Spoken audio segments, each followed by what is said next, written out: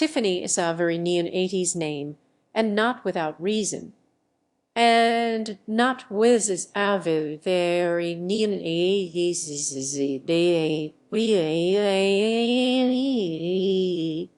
It exploded in popularity during the decade, but despite Tiffany's modern sound, the name wasn't born in the 80s. Tiffany is at least 80 decades old. That's like positively medieval. How is that, and then why is this? Well, let me tell you the tale of tracking Tiffany through time. It starts in the year 300 with this guy, Eusebius, a historian and bishop in the Holy Land. He wrote a treatise on the divine manifestation, and the word for that in the Greek he wrote was theophania. In the olden days, religious virtue names were totally a thing, and theophania became a name given to children born on the feast of the Epiphany, though no 5-syllable name can go unnicked. So for some rhyming sage, a Tiffany Epiphany was inevitable. The name, thus born in the Holy Land, then spread with the Greek language. The most famous example appears in 972, with the Empress of the Holy Roman Empire, whose name is written this way and probably pronounced Tifanu. Ancient pronunciation is a whole other thing that we are going to skip because it's unknowable, and it doesn't help that the Empress's name is listed in different ways, so it's impossible to know if she went by Tifanu, or Theophania, which are all close to Tiffany, but not quite. Who knows? Maybe she shortened it and her title was Tif, Empress of the Empire, the top Tif. But that's just speculation. When this word first became a Tiffany name precursor is exactly known. Spoiler for history, pre-printing press, there's not a lot of written evidence for anything, and lots of documents that did exist got lost. So to tell the totality of the tale takes trusses of trust betwixt the islands of evidence. It's time to try to find the true old-time tiffs by working backwards through hundreds of years of census books. And if you did that in English, you would find much. Thanks for nothing, Doomsday Book. But if you also looked in French, you could find Tiffany Raguenel, born 1335, about whom all information is delightful. A noble lady astrologer, who lived in France's fairy-tale castle Mont Saint-Michel, and who used her astrological powers to predict the outcome of her husband's igniting battles. Hey, honey, maybe Don to go on that one. And she was righter than wronger, because he survived to ascend to become the Grand Constable of France, first officer of the crown. On the island, there's still a little museum to her and her husband. The only thing you won't find in that museum is her skull, which turned up just a few years ago in our linkery box in the town of Denon, with a note on it saying this is the skull of Tiffany Raguenel, and given anonymously to the local library. So that's a thing that happened. Wait, why are we talking about this? Oh, right. Because this is the oldest Tiffany that's pretty much spelled Tiffany, and about whom details of her life are known. But were you to keep going backwards through the census books, you'd also strike a trio of Tiffany's in Paris in 1313. But all that is known about them is their list of professions: waxmaker, washerwoman, and spinster. A woman who spins spool into thread. Thus, this foursome of French Tiffany's written records are the proof that Tiffany is totally neon medieval. Though you might be wondering exactly how did a Greek name from here end up on a fancy French Tiffany over here. Me too. So if you kept looking through every old document, that might be a list of names for hundreds of hours. If you were lucky, you would eventually stumble on the transcripts of charters related to Gilbertine houses from 1161, containing a single Tiffany, well, Tiffany with an F, but that's close enough to count, who lived in Fortherby, England. How did she get there? Well, we must cross another truss of trust. But Tiffany had a grandfather named who who was at just the right time and place to travel to the Holy Land in the First Crusade. And going through the surviving records of crusaders from the time, there were candidate whose. And while I can't prove the Tiffany who connection 100 which kills men, I'm still calling it that Grandpa Ho on his travels came across an Epiphany Tiffany and brought the name back to Middle England and the English language, as also did French crusaders to France. It all fits. But it does leave the question, if Tiffany in its modern form is near a millennia old, why don't we think of it that way? Probably just historical happenstance, a lack of fame as Tiffany.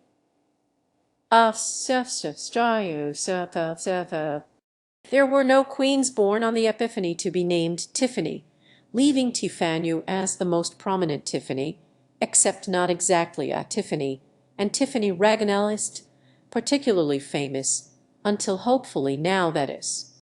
If you go on your own French Tiffany crusade, be sure to tell them Grey sent you. So, aside from these two, the name never landed on fame to pop in popularity like it would later, just sporadically showing up in written records in the late 1700s and 1800s. Which, as an alternate history side note, it does mean that at the time Jane Austen was writing Emma, the name Tiffany was infrequently around with its exact modern spelling. So if the authoress was looking for an underused name with literary potential, she could have picked Tiffany and turned the Georgian and Victorian Erasnion as well. And I mean, come on, the name Tiffany Woodhouse is totes perfect for the character. But sadly, it didn't happen, and Tiffany remained a name without fame. And Tiffany remained without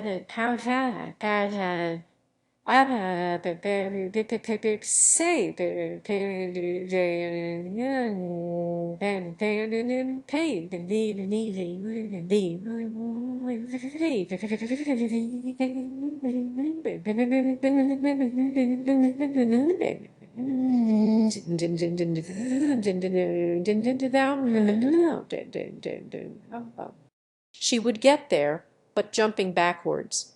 She first needed to transform. In 1629, Tiffany does appear on an English census. Finally, this time for the first time, as a last name with one Mr. Henry Tiffany, who lived and died in Hackney, London. Okay, so he wasn't born a Tiffany. Were you to track down his christening, you'd find he was Henry Tiffin at the time, but once grown up and married, the record now shows him as the first of the family of Tiffany. Why the name change? It probably was Tuon. Consistent spelling in the English language totally was a thing back then. None other than Tiffany's contemporary, William Shakespeare, never spelled his signature the same way twice. English was, and still kind of is, very whatever with the written word. So Henry Tiffin became Tiffany randomly, and because the world is just too perfect sometimes, I'm also calling it that this Mr. Tiffany, the first to appear with the last name in the English language, is directly responsible for this explosion of Tiffany's 400 years later. Come with me. So Henry Tiffany had a son in 1630, Humphrey Tiffany, who moved to the Shinny, New England sometime before 1660. Humphrey Tiffany took the name to America and simultaneously removed it from England as a last name, as he was Henry Tiffany's only surviving son, who would also have a son, James Tiffany, in 1666. From there, James Tiffany Jr. 1697 to Ebenezer Tiffany 1734 to Comfort Tiffany 1777 to 1812, Charles Lewis Tiffany, which has caused some bulbs in the audience to light, but to follow through, Charles Lewis Tiffany with some friends established a stationery and fancy goods emporium shop named Tiffany, Young and Ellis in 1837. Charles Lewis Tiffany eventually took control of the company, changed the name to Tiffany and Company to focus on jewelry exclusively. Well, except for that period during the Civil War when he switched to manufacturing swords as the Tiffany experience, but after that back to jewelry. From the late 1800s, this New York City store for Tiffany was her most prominent placement since the Empress or the Astrologer, and it remained so until 1958, when Truman Capote walked by. The name caught the author's attention as underoozed with literary potential, and he wrote and published the novella Breakfast at Tiffany.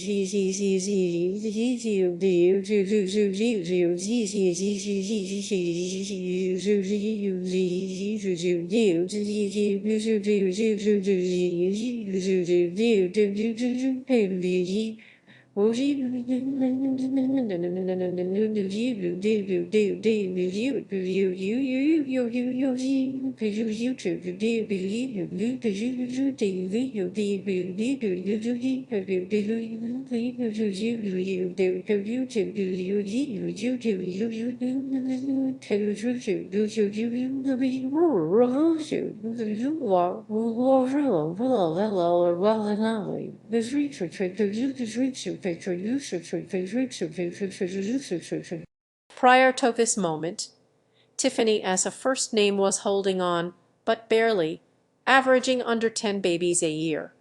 After the novella, there's a slight uptick in the name, but that could be a coincidence. But what definitely is this in 1961, the novella became a movie starring Audrey Hepburn, and it would not be understatement to say that this role turned her into a time-transcending Hollywood icon forever connected with the name in the title.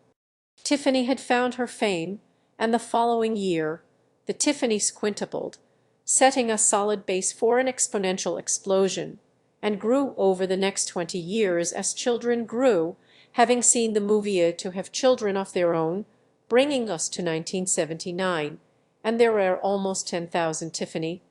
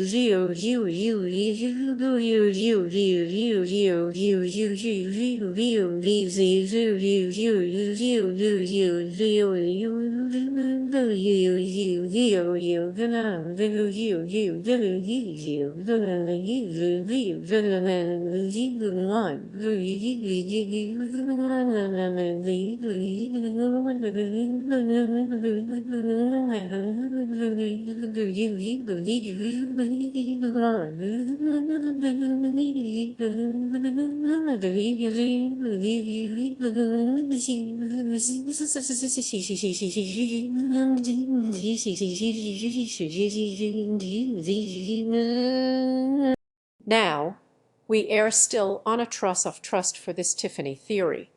Maybe it wasn't the store-turned-story-turned-movie. It could have been a coincidence. If you look at enough random events, you can always draw some convincing correlations. But remember that in the olden days of the 60s and early 70s, movies could only be seen in theaters But by the late 70s, there was a new invention, the video home system. So you could watch movies anytime in glorious 480 pixels. And well, guess what? Breakfast at Tiffany's happens to be the first Audrey Hepburn movie released on ASIN, wait for it, 1979. And 1 year later, Total Tiffany stumbled, rolling into the 80s torrent of Tiffany, where the name was top 20 for 9 out of 10 years, the Tiffany ascendancy that had started with theophany in prehistory. And that is the tale of Tiffany. She's carried her neon torch through the ages, and long may she carry it into the future. To Tiffany.